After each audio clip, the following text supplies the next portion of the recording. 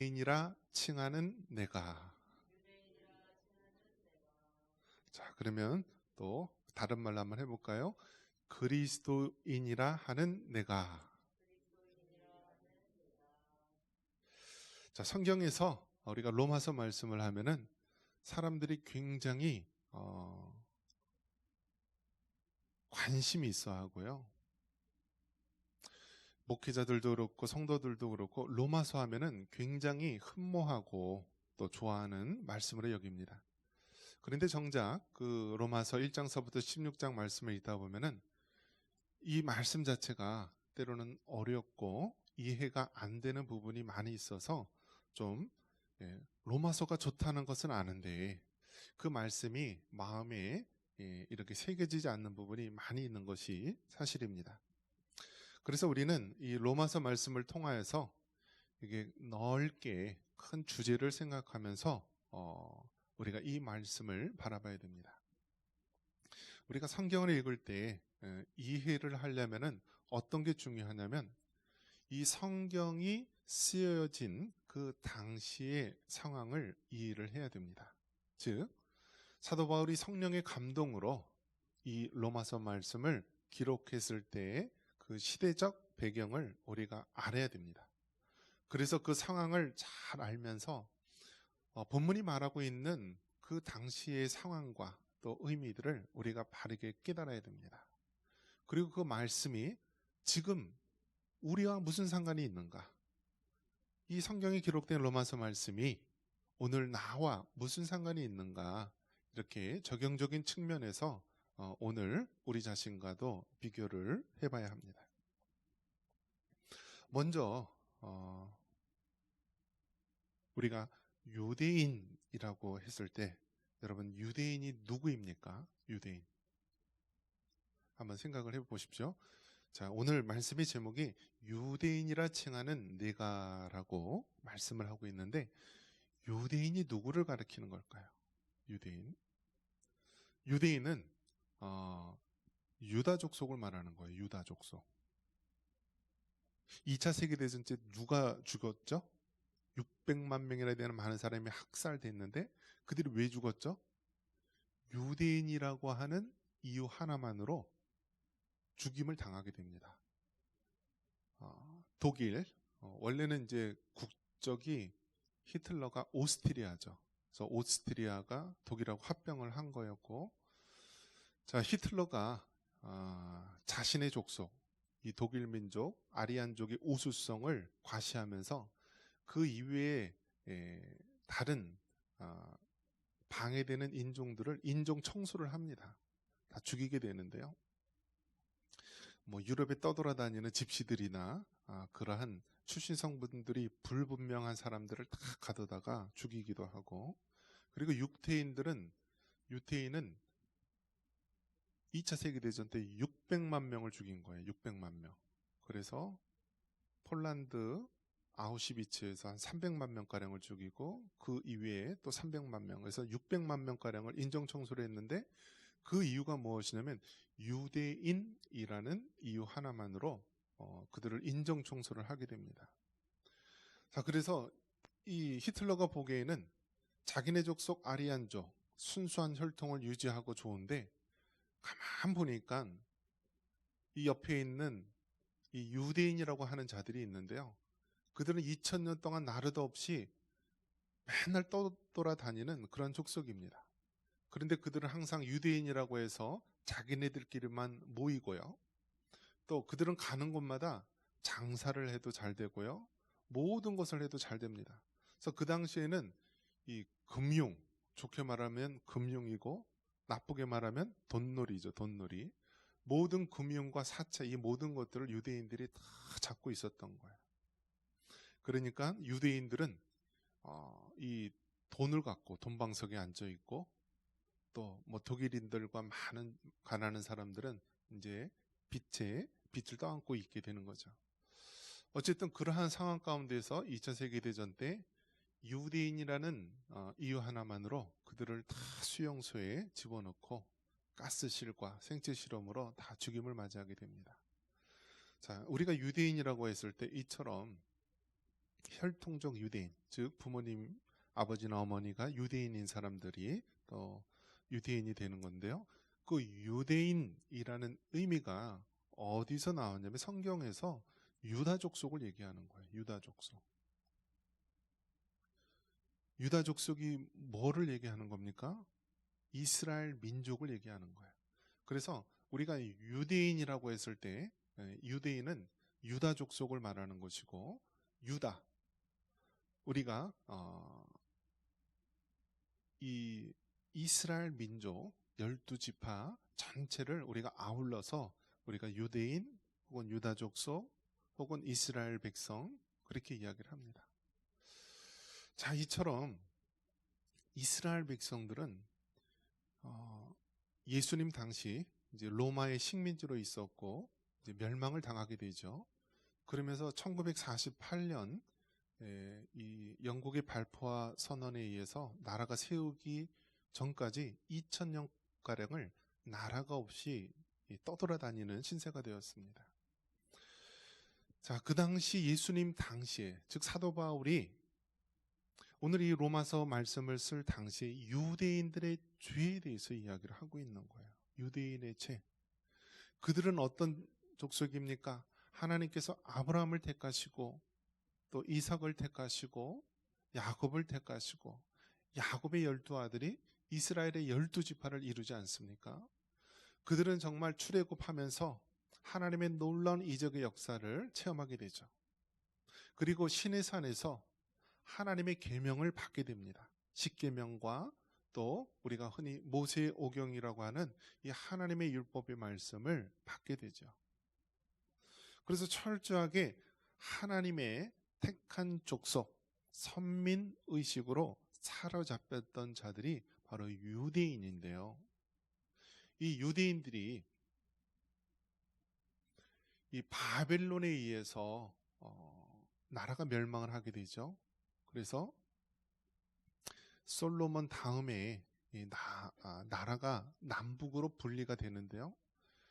남쪽은 예루살렘을 중심으로 해서 남유다, 북쪽은 이제 사마리아를 중심으로 해서 북이스라엘로 우리나라 현재 남한과 이 대한민국과 같은 상황으로 남북으로 분단이 되는 것입니다. 그러다가 결국 한 20여 대 이제 왕조가 흐르면서 북이스라엘은 아수르에 의해서 멸망을 당하고 남유다는 바벨론에 의해서 멸망을 당하게 됩니다. 그렇게 하면서 결국 사마리아 북이스라엘은 거의 혼혈 정책에 의해서 거의 다 사라지게 되며 남유다는 그나마 명맥을 유지하면서 바벨론 포로 생활을 이제 느헤미야, 에스라 이런 시대 때 다시 돌아오게 됩니다. 그래서 바벨론 70여 년에 이 포로 생활을 마치고 그들은 다시 이스라엘 땅으로 오게 되죠. 근데 그들이 하는 게 무엇이냐면, 왜 하나님의 택한 백성이라고 하는 우리 유대인들이 이렇게 저렇게 하나님도 모르는 이방 족속에 의해서 멸망을 당하고 포로 생활을 하게 되었을까 하면서 그 사람들이 자신을 돌아보게 됩니다. 그러면서 내린 결론이 뭐냐면, 우리가 하나님의 말씀 율법을 잘 지키지 못해서 이렇게 했구나 라면서 이 율법을요, 해야 될 것과 하지 말아야 될 것 한 700여 개를 가지고 다시 세부적으로 막 나눠서 이 성경 이외에 그들의 어떤 이 행동 규범에 대한 그런 율례들을 만들게 됩니다. 그래서 우리가 65일이죠. 365개의 하지 말아야 될 그런 율법을 만들고 또 우리가 지켜야 될 율법을 또 만들어서 한 700여 개의 조항을 만듭니다. 그래서 지금도 정통파 유대인들은 이 안식일, 그들이 말하는 안식일은 이제 금요일 저녁서부터 토요일 저녁까지를 얘기하는데요. 이 안식일이 되면은요, 전기 스위치도 온오프를 안 해요. 왜냐하면 그것은 일을 하는 것이 되고 율법을 어긴다고 해서 안 합니다.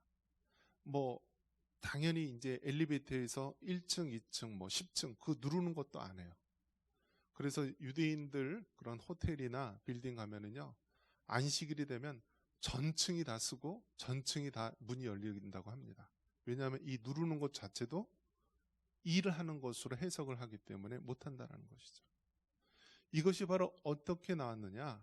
바벨론 포로 생활을 하고 나서 이들이 하나님의 율법 말씀에 대해서 여러 가지 더 세부적이고 하지 말아야 될 것과 해야 될 것 700여 개의 조항들을 더 만들어서 그야말로 사람을 속죄는 그러한 율례들을 만들게 된 것입니다. 오늘 이 본문의 배경이 뭐냐면은 너희들 유대인들의 나음이 무엇이냐? 너희들 유대인이라고 하는 사람들의 나음이 무엇이냐? 너희들은 한마디로 이야기를 한다면 하나님의 말씀을 맡은 자라고 이야기를 합니다. 우리 로마서 3장 1절과 2절 같이 한번 읽어볼까요? 로마서 3장 1절과 2절 같이 한번 읽겠습니다. 그런즉 유대인의 나음이 무엇이며 할례의 유익이 무엇이냐? 범사에 많으니 우선은 그들이 하나님의 말씀을 맡았음이니라. 아멘. 한번 따라해 봅니다. 유대인의 나음이 무엇이냐? 하나님의 말씀을 맡았음이니라. 할렐루야. 여러분 정말 이 말씀을 볼 때요, 유대인의 나음, 세상 많은 민족이 있는데 그 중에서 이 유대인이라고 하는 이 유대인들의 나음이 무엇이냐? 그것은 뭐라고 이야기합니까? 하나님의 말씀을 맡았다라고 말합니다. 여러분 얼마나 영광된 이 모습입니까? 하나님의 말씀을 맡았다. 세상에 많은 민족이 있고 정말 수많은 민족이 있지만 그 중에서 하나님께서 유대인이라고 하는 이 민족을 택하시고 이들에게 특별한 사명을 주셨는데 그들이 무엇이라고요? 하나님의 말씀을 맡은 민족이다라는 거예요. 사실 엄밀한 의미로 본다면 여기서 하나님의 말씀을 이야기할 때 여기서의 말씀은 구약 성경을 이야기하는 거죠. 구약 성경. 왜냐하면 유대인들은 구약 성경만 인정하고 신약 성경의 말씀은, 즉 예수님은 인정하지 않기 때문에 신약 성경의 말씀을 인정하지 않는 부류입니다. 즉 반쪽짜리 하나님의 말씀, 구약 성경을 맡았음에도 불구하고 그들은 위대한 사명을 받은 거죠. 하나님께서 모세를 통하여서 이 모세오경을 기록하게 하시고 또 구약의 많은 하나님의 말씀, 이 39권의 성경 말씀을 유대인이라고 하는 이 족속에게 맡기셨고요. 이 구약 성경은 유대인의 언어인 히브리어로 기록이 된 것입니다. 그래서 여러분 이 성경이 유대인에 의해서 기록이 되어서 전수가 되었고요. 신약 성경은 이제 예수님 당시의 언어, 그 당시 영어와 같은 언어인 그리스어, 헬라어로 기록이 된 것입니다. 자, 이처럼 유대인들은요, 하나님께서 특별히 유대인, 이스라엘 족속을 택하시고 그들에게 하나님의 말씀을 맡은 자로서 축복된 그러한 민족으로 택하여 주신 것입니다. 그런데 여러분 세월이 흘러가면서 그들이 하나님의 맡은 자로서 하나님의 말씀을 맡은 자로서 살아가야 되지만 그렇게 하지 못했다는 거예요. 예를 들면 어떠한 죄악을 범하게 됩니까? 자, 우리가 2장 21절 22절 한번 같이 읽어보겠습니다. 그들이 어떠한 유대인들이 죄를 범했는지 구체적으로 이야기를 해줍니다. 한번 21절 22절 말씀입니다. 그러면 다른 사람을 가르치는 내가 내 자신은 가르치지 아니하느냐? 도둑질하지 말라 선포하는 내가 도둑질하느냐? 간음하지 말라 말하는 내가 간음하느냐? 우상을 가증히 여기는 내가 신전 물건을 도둑질하느냐? 여기서 세 가지 죄악에 대해서 이야기를 합니다. 유대인들의 세 가지 죄악에 대해서 먼저는 도둑질에 대해서 이야기를 하고요. 두 번째는 간음죄에 대해서 이야기를 하고요. 세 번째는 우상 숭배 죄악에 대해서 이야기를 합니다. 이 세 가지 죄악인데요. 먼저 도둑질에 대한 죄악. 이스라엘 민족이 누구입니까? 하나님의 말씀을 맡은 자이고요. 당연히 하나님의 말씀대로 준수하면서 살아가야 되는데요. 그렇게 살아가지 못했다라고 지적을 합니다. 그러면서 세 가지 큰 죄악에 대해서 이야기하는데 첫 번째가 도둑질을 하지 말라고 분명히 하나님의 말씀이 기록되어 있는데 너희가 어떻게 도둑질을 하느냐라고 말합니다. 첫 번째 죄악이 뭐에 대한 거예요? 물질에 대한 죄악입니다. 물질에 대한 죄악. 그래서 여러분 우리가 이 땅에 살면서 물질적인 죄악, 도둑질에 대한 죄악을 범하기 쉽다라는 거예요. 여러분, 이거는 뭐 우리가 좁게 생각을 한다면 남의 물건에 우리가 손을 대서 자기 것으로 취하는 것인데요. 이것이 불법적으로 행하는 경우가 얼마나 많이 있습니까? 여러분, 도둑이라고 해서 얼굴에 뭐 시커멓게 복면을 하고 손에 칼 들고 가서 남의 돈 뺏는 것만 도둑질입니까? 요즘 뉴스나 언론을 보면은요, 얼마나 이러한 사악한 도둑질이 많이 있습니까? 자신의 권력과 자신의 지위와 자신의 힘을 이용해서요, 손에 칼만 안 잡을 뿐이지 어떤 세상의 잘못된 그런 방법으로 남의 것들을 이렇게 도둑질하고 자기 것으로 취하는 경우가 얼마나 많이 있습니까? 그런 모든 것들이 하나님 보시기에는 어떻다고요? 도둑질이라는 것입니다. 도둑질. 성경에 뭐라고 말하고 있습니까? 성경은 믿는 하나님의 백성이라고 한다면 하나님 앞에 올바른 우리가 물질 생활, 헌금 생활을 해야 됩니다. 그런데 어떻죠? 우리는 하나님의 것을 우리가 감추고 취하고 그러한 죄를 범하고 있습니다. 이것도 다 하나님 눈에 보기에는 어떻죠? 도둑질하지 말라고 했는데 내가 하나님의 것을 도둑질하느냐 하면서 우리의 물질 생활에 대해서 지적을 하고 있는 것입니다. 또 두 번째 제약이 무엇입니까? 두 번째 제약은 간음하지 말라 말하는 내가 간음하느냐.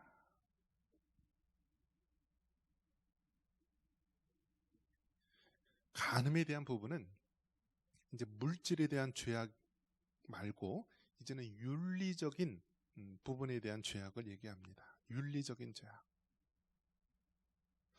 여러분, 우리는요, 더 고차원적인, 세상 사람들과 더 고차원적인 그러한 올바른 신앙생활을 해야 됩니다.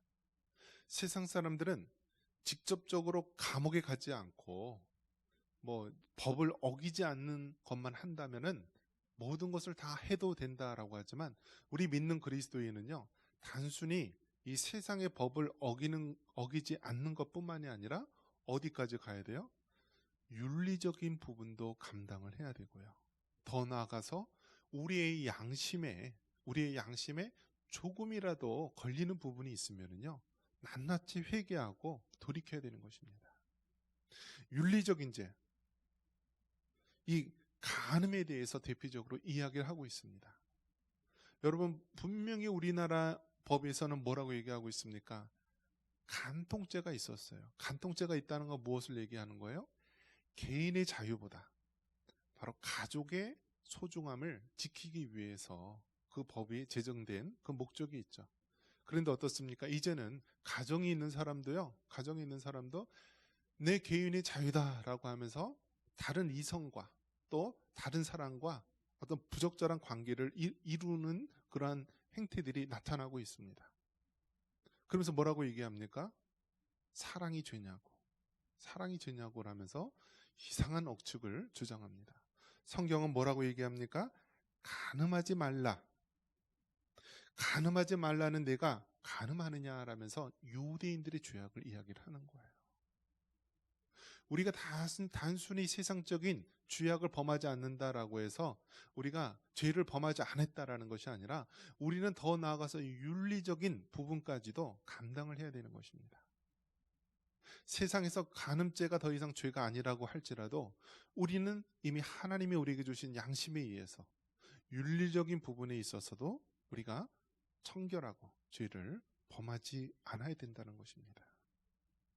그런 면에서 우리 모두는 세상이 아무리 죄가 아니라고 할지라도 성경이 죄라고 한다면 우리가 조금이라도 양심에 거리끼는 부분이 있다면은 우리가 그러한 것을 범하지 않기를 주님의 이름으로 축원합니다.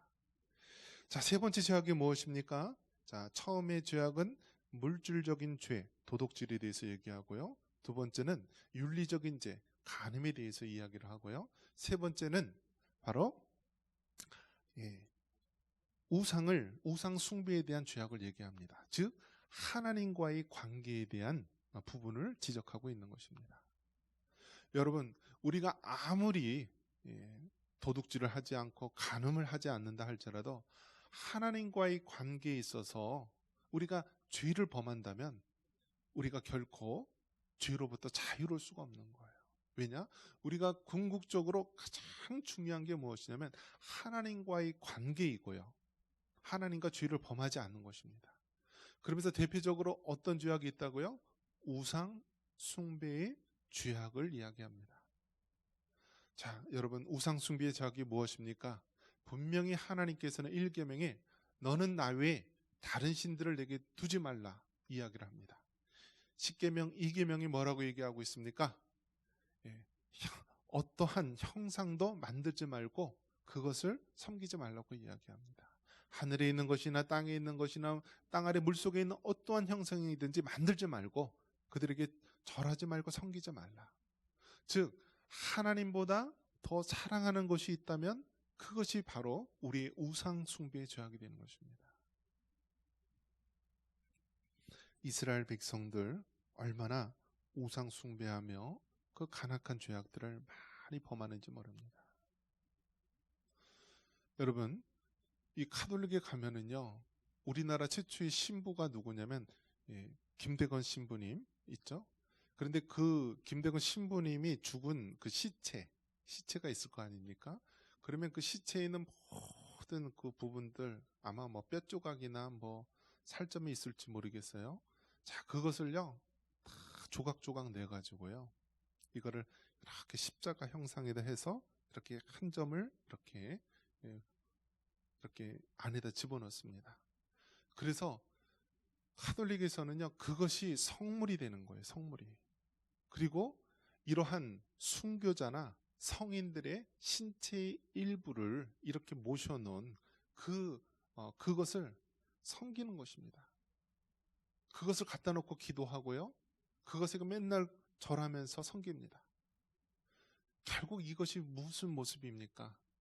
우상 숭배하지 말라라고 말씀하신 그 하나님의 뜻을 어기고 우리 인간이 만든 그러한 우상 덩어리로 하나님을 전락시키고 마는 것입니다. 여러분, 비단 이러한 사건뿐만이 아니라 우리 주변에는 얼마든지 하나님 위에 더 우리가 사랑하는 것, 물질을 사랑하고요, 세상의 권력을 사랑하고 또 세상의 자리를 사랑하면서 하나님보다 더 사랑하는 그러한 죄들이 우리 앞에 놓여 있다라는 거예요. 그래서 오늘 이 로마서 2장은 유대인들의 죄악에 대해서 이야기를 하는데 그들이 바로 누구냐? 하나님의 택함을 받은 족속이고 그들을 다른 말로 한다면 하나님의 말씀을 맡은 자인데 그들이 자기들의 본분을 다하지 못하고 도둑질을 하지 말라지 말라고 했는데 도둑질을 하고 있고 간음하지 말라고 분명히 율법이 말씀하고 있는데 그들 자신이 간음죄를 범하고 있고 우상 숭배하지 말라는 하나님의 엄연한 말씀이 있는데 그들이 우상 숭배하는 죄악을 범하고 있다라고 강력하게 징계하고 있는 것입니다. 결국 여러분 어떻습니까? 우리가 이 로마서 2장에 말한 이 유대인들의 죄악은요, 그들은 분명히 하나님의 말씀을 맡은 자이고 분명히 하나님의 말씀에 하지 말라, 어떤 것을 해야 된다는 것을 분명히 알매도 불구하고 지키지 않는다라는 거예요. 그래서 하나님의 진노가 임하고 하나님의 심판이 임한다고 말하고 있습니다. 그래서 우리는 유대인들을 향하여서 바라볼 때 오늘 우리 그리스도인들의 모습을 떠올릴 수가 있습니다. 우리 그리스도인들 어떻습니까? 우리 그리스도인들은요, 예수님을 구주로 믿고 하나님의 자녀가 된 제 아이입니다. 우리 그리스도인들은요, 하나님의 말씀을 맡은 유대인들과 같은 것입니다. 하나님의 은혜로 우리는 택함을 입었고 하나님의 자녀가 되었습니다. 그리고 하나님의 말씀 성경 66권대로 우리는 이 말씀대로 준수하며 살아가야 되지만 우리는 그렇지 못하다라는 거예요. 그래서 로마서 2장에 뭐라고 지적하고 있습니까? 그들을 향하여서 이중 인격자와 같다라고 이야기합니다. 즉 무엇입니까?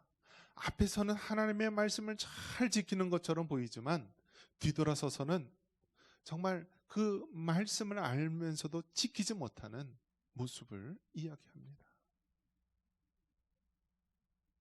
여러분, 국회의원들 중에서 50% 이상이 그리스도인이다. 즉 자기 종교란에요, 나는 기독교인이라고 이야기하는 사람들입니다. 그런 사람들이 어떻게 동성애 지지를 할 수 있습니까? 그런 사람들이 어떻게 세상에 죄악된 것을 법을 만드는데 같이 참여할 수가 있습니까? 모른 채 할 수가 있습니까? 여러분, 분명히 후보 중에서도요, 자신은 기독교인이라고 하면서요, 점치는 사람이 그렇게 많은 거예요. 점치는 사람. 왜 해마다 점을 치고 이사할 때마다 손 없는 날을 택하고 결혼식을 앞두고 서로 잘 맞는지 궁합을 보고 이런 모든 것들이 다 죄악된 거예요.